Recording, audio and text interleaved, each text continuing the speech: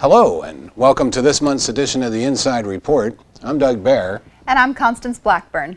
This month, we're going to take a closer look at the Point No Point Park and the historic lighthouse there. But first, let's take a look at the headlines. And the big news for July is the opening of the new Buckland Hill Bridge. The bridge is set to reopen on the afternoon of July 22nd after a ceremonial ribbon-cutting celebration that begins at 10 a.m. The bridge has been closed since last July when the county embarked on what is the largest road project ever undertaken by Kitsap County Public Works. And from the beginning, this project was much more than just a bridge project. It involved relocating, removing, upgrading, and installing many utilities.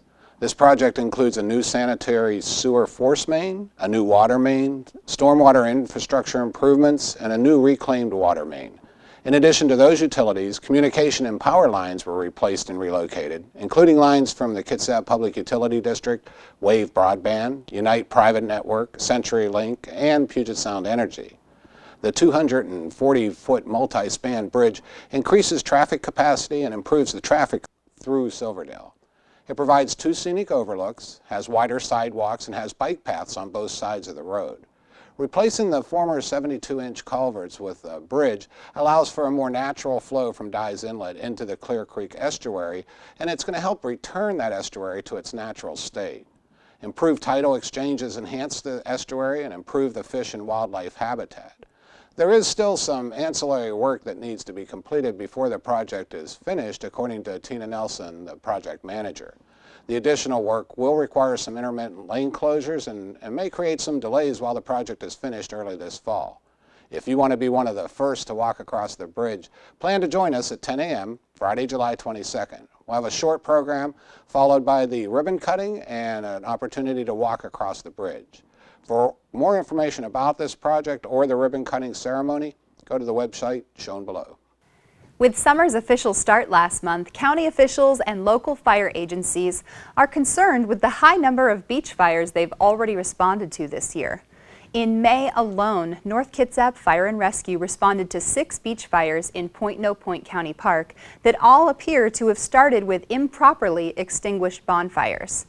Fires are not allowed in any county parks. With drier weather on the way and grass and ground cover drying up, Kitsap County Commissioners and the Parks Department remind citizens that not only are beach fires prohibited, but those set illegally put a strain on the resources of local emergency responders. Kitsap County Fire Marshal David Lynham reminds citizens that, like last year, this summer is anticipated to be drier than normal. Burning restrictions are listed at the Fire Marshal's website below, and most burning, except for recreational fires, requires a permit. Check with local fire districts for information on burn bans and regulations. The fine for illegal burning is $1,000 for a first offense. In addition to fines levied by the county, North Kitsap Fire and Rescue added that persons found responsible for an illegal bonfire could be billed by the fire district for the considerable costs associated with extinguishing the fire. You know, serving on a county advisory group gives citizens a voice in the decision-making process. Kitsap County residents have the opportunity to express their diverse viewpoints and participate in local government, as well as provide review and input to the Board of County Commissioners by serving as representatives on county advisory groups.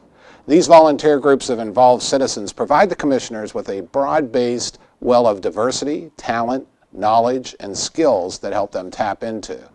Applications are being accepted for vacancies on the following boards or councils: the Area Agency on Aging Advisory Council, the Arts Boards, we need both in Commissioner District 2, South Kitsap, and Commissioner District 3, Central Kitsap, the Council for Human Rights, we need a South Kitsap representative, the Developmental Disabilities Advisory Board, the Noxious Weed Control Board needs a representative from the North Kitsap area, the Parks Advisory Board, we need representatives in both North and South Kitsap.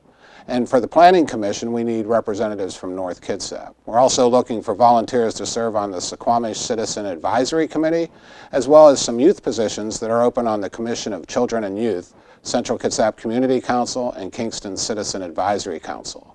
For an online application and more information, go to the website shown below or contact the Kitsap County Volunteer Services at 360-337-4650.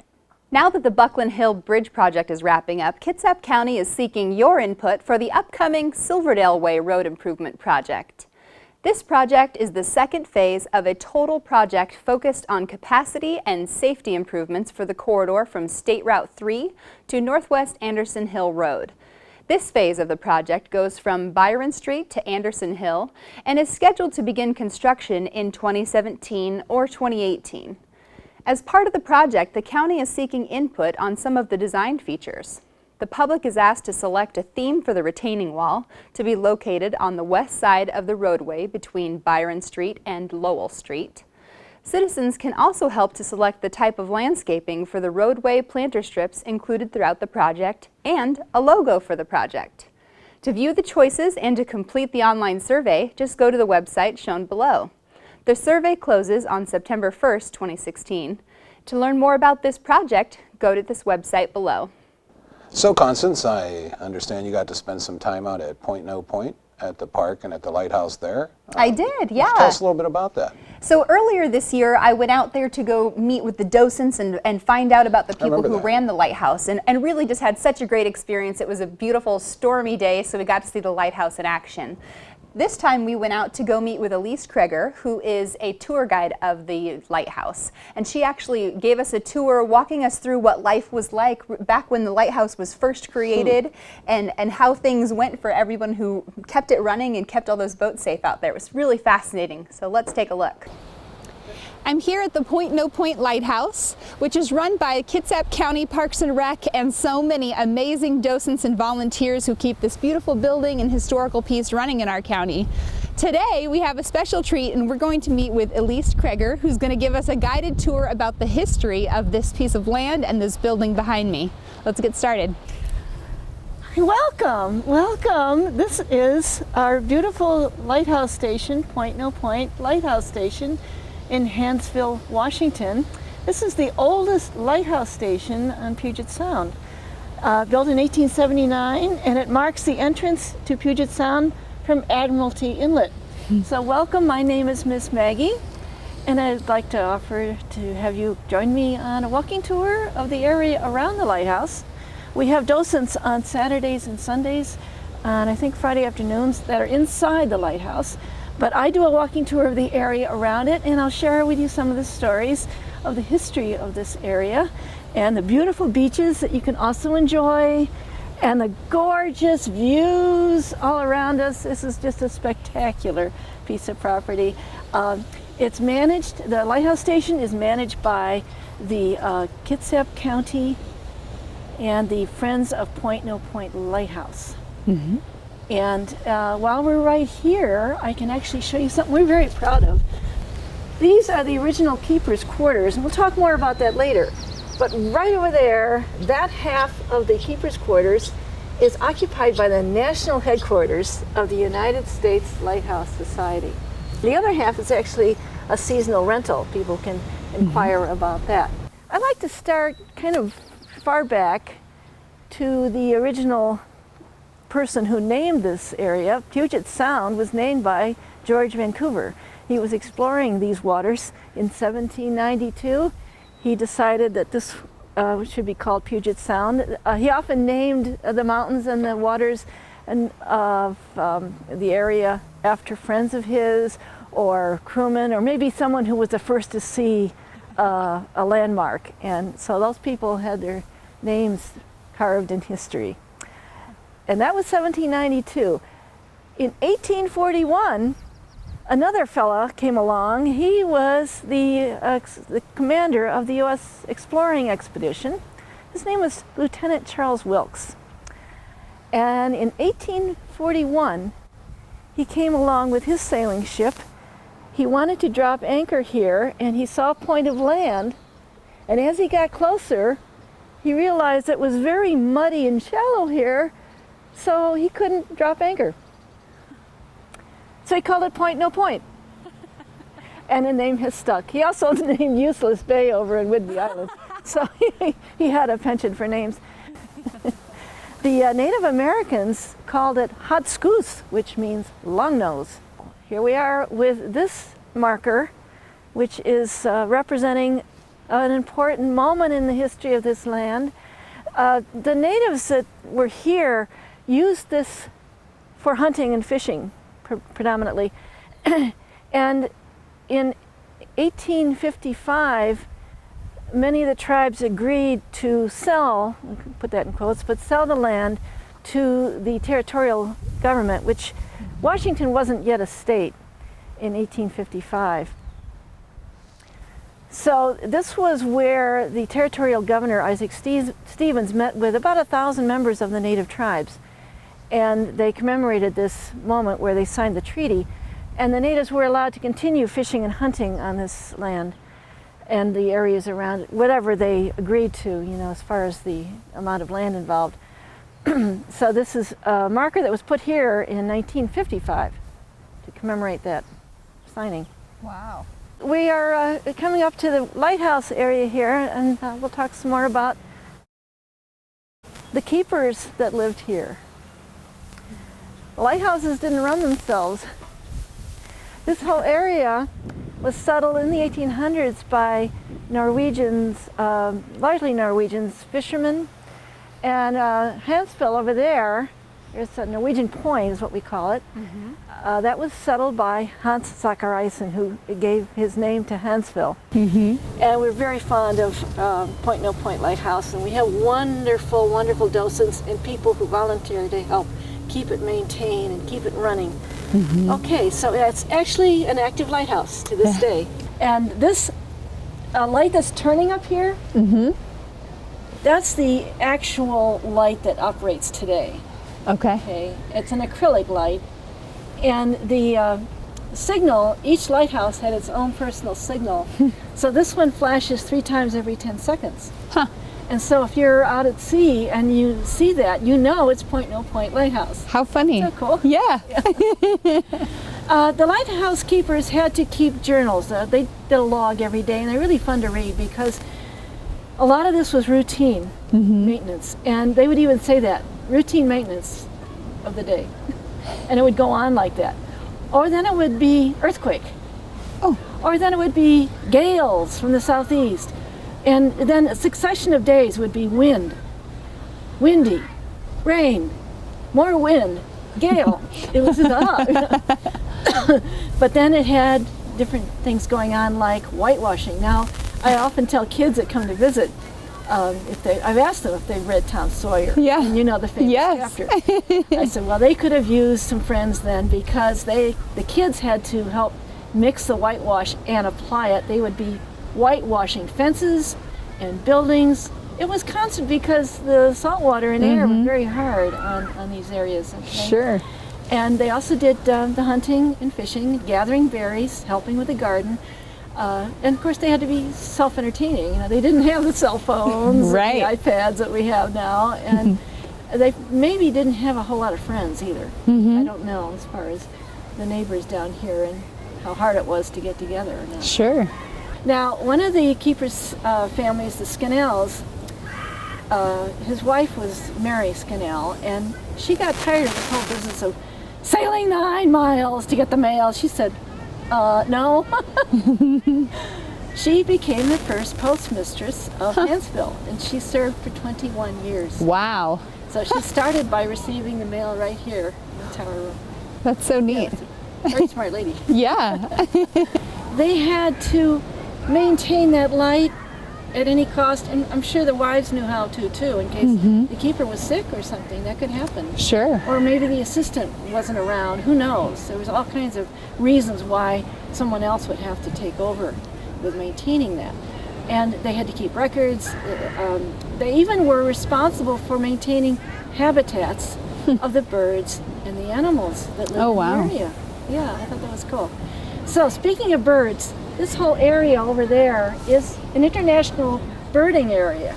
Very important area, it's called, okay? And so we do have a lot of migrating birds and all kinds of, herons, different kinds of ducks, grebes, cormorants that people can see in that area. Well, we're real proud to tell you about this new addition to our lighthouse station here. This is the Whale Trail map, and I believe there's about 60 of them around the entire northwest waters here. whaletrail.org is an organization that brings awareness to our visitors about the marine life, the birds, the animals you might see right here on the beach. In fact, I tell kids, if you see a baby seal, don't go near it. Yeah. Because mom's out there eating, and she'll come back and take care of baby. So there's a lot of neat information here. And one of the things that the Whale Trail people feature quite heavily is our local orca population, known as killer whales. And we have the JK and L pods, and some of them, well, they're endangered. And we like to bring attention to their situation because they do feed on salmon. And we need to keep the waters clean and do what we can to encourage their development and the reproduction cycles and so on. And a couple babies were born recently, so we're real proud of that and happy about that. And you might see orcas out here. Okay? Now, speaking of orcas and things that just came along down the pike, I just read this book. It's called The Blackfish Prophecy by Rachel Clark. And I like to talk about it a little bit because it's been endorsed by Dr. Jane Goodall. Wow. And it's an exciting book. It's about captive orca whales and wild whales and 3 young people. It's a book for young adults and adults too. But 3 young people who use modern technology and ancient wisdom to bring attention to the plight of the captive whales and maybe help them connect with their wild families. And it's just a fantastic book. So it's The Blackfish Prophecy, and you can order it. I like to wrap up the tour here with a bit about the real ancient history. Go way, way back here to actually 250,000 years ago. The latest glacier was here around 13,000 years ago. Wow. It was half a mile thick, and it's extended all the way down to Olympia. And it was so heavy and thick, of course, it pressed down on the crust of the Earth. And so when it started to melt, of course, the crust would then gradually come back up again. It often left behind landlocked areas, landlocked lakes, and glacial till, just lots of rocks and debris that it would pick up in its travels and then leave behind. Sure. Now, way down the beach, you can't see it from here, but there's a great big boulder, and I ask kids when they come out, and say, do you think a giant left that there? Because it's really big, And so they think about it, and it was left by the glacier. It's called an erratic. So we have one down there. So neat. The other thing you can see from here is Seattle's skyline. I do see it. Beyond that would be Mount Rainier on a clear day. Mount Rainier is 14,441 feet high, and it's considered a very dangerous volcano. In fact, some think it's one of the most dangerous volcanoes in the world. Why? Because it is covered with ice. And if at some future point, not if, but when, it releases any heat at all, the glaciers will melt, and it will cause a massive mudslide. And the area south of Seattle could be affected. There you go. Puyallup Valley was hollowed out about 500 years ago, very, very recently in geologic terms, by a mud flow. And of course we know about Mount St. Helens, which isn't very far away. So there are those things that we have to consider as we live here. We don't have hurricanes, and we don't have tornadoes, but we have our little fault lines. And we are on an area where the Juan de Fuca plate is sliding, I believe it's underneath the North American plate. And so that's why every now and then you read in the news about the possibility of a major earthquake. Sure. Over there on Whidbey Island, you'll see the layers there. They were built up over the last probably 200,000 years or more. Some of it was by glaciation and melting. Some of it was by streams. And there's an area over there, I think it's near Useless Bay, where the sand layers become twisted like pretzels. As you can look, and maybe the cliff might be, 70 feet high or whatever, but you can see where these layers are convoluted. And the scientists say that's because at some points in history there were significant earthquakes. Wow. And How interesting. there's a big fault line right there. It's called the South Whidbey Fault. Huh. And it can possibly generate a 6-scale earthquake. Wow. And they even point out where some of the sand has been injected to other layers. That's called liquefaction, or where it's become liquid because Sure. of the earthquake movement. Interesting. It's so big. Yeah. So this whole area is significantly affected by what's going on underneath. Mm-hmm. But now we have these monitors that scientists have been placing around from the Pacific Ocean all through this whole watery area here. And they monitor what's going on down below. It's quite exciting. Absolutely. Okay. So there we have it. Great. Well, thank you so much for the tour today, Elise. This is amazing history and so interesting to learn about how light keepers and really how this whole area developed. It's fascinating. It is, and it's a beautiful area to boot. So Yeah. can't beat it, right? That's right. Well, thank you so much. Thank you so much for coming. I enjoyed talking with you. Okay. Hey, that was a great report. It seemed like a lot of fun. It really was You such know, a great visit. I love the whole aspect of the history. We go to places and we just don't realize there's some real history here in Kitsap County. So thanks very much. Absolutely. It was a great report. Yeah, you're welcome. Thanks for joining us on this month's episode of The Inside Report. We hope you'll come back and join us next month.